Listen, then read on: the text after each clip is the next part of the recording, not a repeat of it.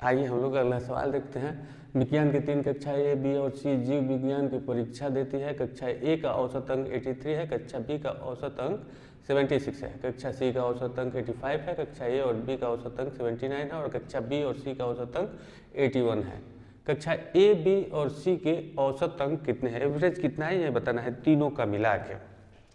तो इस तरह का जब भी क्वेश्चन आए जिसमें पर्टिकुलर सभी का औसत दिया हुआ हो और दो को मिला के जोड़ के भी दिया गया हो, तो उसका हम जब भी आंसर निकालेंगे तो रेशियो करके निकालेंगे। दोनों संख्या, तीनों संख्याओं का रेशियो निकालेंगे। दो संख्या दी हुई है तो अलग अलग है तो वो तो आसान है, लेकिन इसमें 3 संख्याएं हैं तो तीनों संख्या को पहले एक रेशियो में लाएंगे और रेशियो में लाएंगे तो हमारा आंसर 1 सेकंड में निकलेगा। रेशियो भी बड़ी आराम से निकलता है। तो आइए हम लोग रेशियो पहले निकालते हैं। सवाल में दिया हुआ है कि ए का औसत अंक 83, बी का औसत अंक 76 है। मान लीजिए कि ए है और बी है, इसको रेशियो में हमको निकालना है। तो ए का 83 है, बी का 76 है और दोनों को मिला के जो दिया है 79 है। ठीक है, तो हम लोग 83 में से 79 को घटाएंगे, 4 आएगा। 79 में से 76 को घटाएंगे, 3 आएगा। ये रेशियो आ गया ए और बी का। ठीक है, सेम उसी तरह से हम लोग बी और सी का रेशियो निकालते हैं।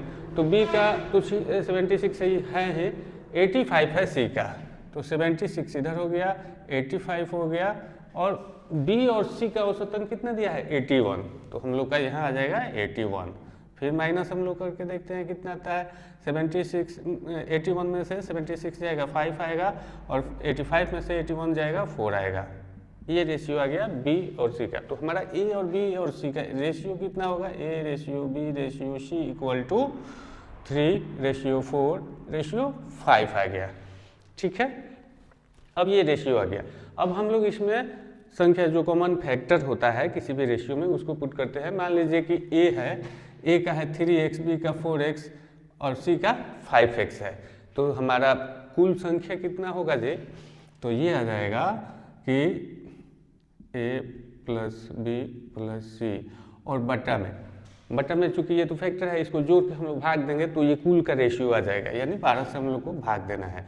तो 3 x का मान कौन सा दिया हुआ है, इसमें ए बी सी का जो मान दिया है वही x का मान इसमें अलग अलग संख्याओं में ए के लिए 83 हो जाएगा, बी के लिए 76 और सी के लिए 85 हो जाएगा। वही हम लोग रखते हैं। तो ए का 83 हो गया, प्लस करेंगे बी का हो गया 76, सी का कितना है जी 85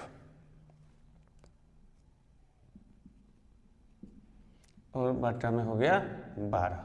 ये जब हम लोग गुना करते हैं तो ये हो जाएगा 249, प्लस में इसमें गुना करेंगे हम लोग 304 हो जाएगा और फिर 85 में 425/12 आ जाएगा। तो इसको हम लोग जब टोटल करेंगे तो 978/12 यानी कि 81.5 हमारा एवरेज आ गया। किसका, तो ए बी और सी तीनों कक्षाओं के परीक्षार्थियों का। तो हमारा राइट आंसर कितना हुआ, पहला राइट आंसर हो गया।